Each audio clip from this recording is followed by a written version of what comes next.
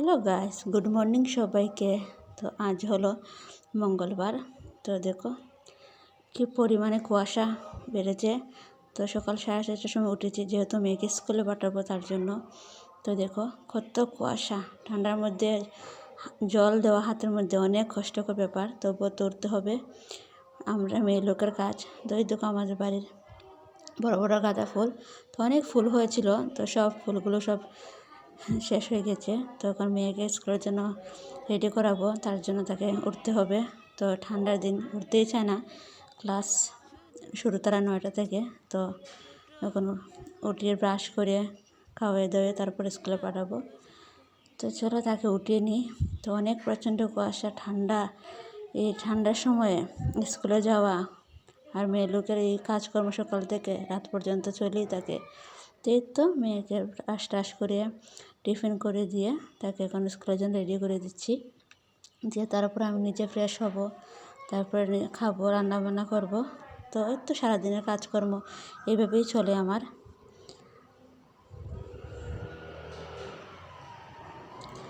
তো আমি যেহেতু ভয়েস ওভার দিচ্ছি, সেহেতু অল্প অল্প কপিরাইট করতে হতে পারে, কিন্তু চারিদিকে আওয়াজ হচ্ছে তার জন্য। তো মেয়েকে এই ঠান্ডার মধ্যে স্কুলে দেওয়া খুবই কষ্টকর। তো সবাই আমি এখনও ব্রাশ পর্যন্ত করিনি। তো উঠেছি 6:30টার সময়, তবে 6:30টার মধ্যে 7টা বেজে গেছে ঘুম থেকে, বিছানা থেকে নামতে উঠবো বলে। তো মেয়েকে তো রেডি করিয়ে স্কুলের জন্য রেডি করে দিয়েছি। তো এখন তার গাড়ি এসে যাবে, তো চলে যাবে স্কুলে, তারপর নিজে ফ্রেশ হব, তারপরে খাবো। তো আমি তোমাদেরকে একটু দেখিয়ে দিচ্ছি।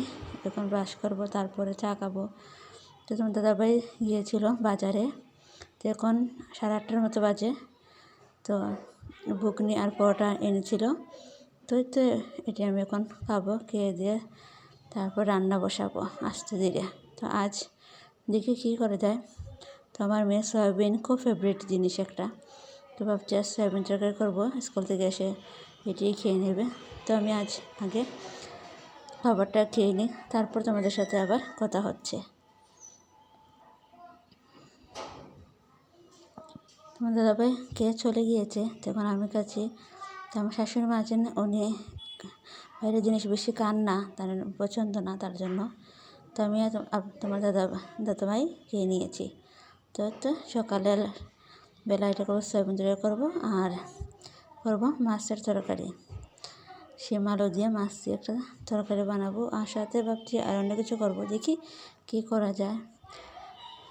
প্রত্যেক দিন সকালবেলা উঠলে এই যন্ত্রণা, কী করবো, কী রান্না করব, তার জন্য সে সময়টা এভাবে চলে যায়। তো মাছের ডিম অল্প রয়েছে, ভাবছি এখন একটু বড়া টাইপ করে নেব, সেগুলিকে ভালো করে বেছে নেব। এখানে কিন্তু আমাদের বাস খাওয়া হয়নি, 11টা বেজে গেছে। রান্নাবান্না কমপ্লিট করে তো এখন হচ্ছে সন্ধ্যা 6টা। তো কিছু কাপড় ছিল, কাপড়গুলোকে গুছিয়ে নেব ভালো করে। এটি ধুয়ে দিয়েছিলাম, সেটি আর দেখায়নি তোমাদেরকে। সারাদিন কাজকর্ম করতে করতে ভিডিও করা শ্যুটই ভুলে যাই করতে।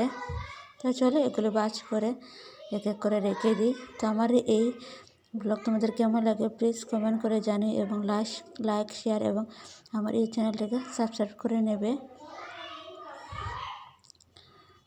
তো মাঝে মধ্যে আমি ব্লগ করতে ভুলে যাই, তো শেষ আমার। তো প্লিজ কমেন্ট করে জানিও কেমন লাগলো তোমাদের।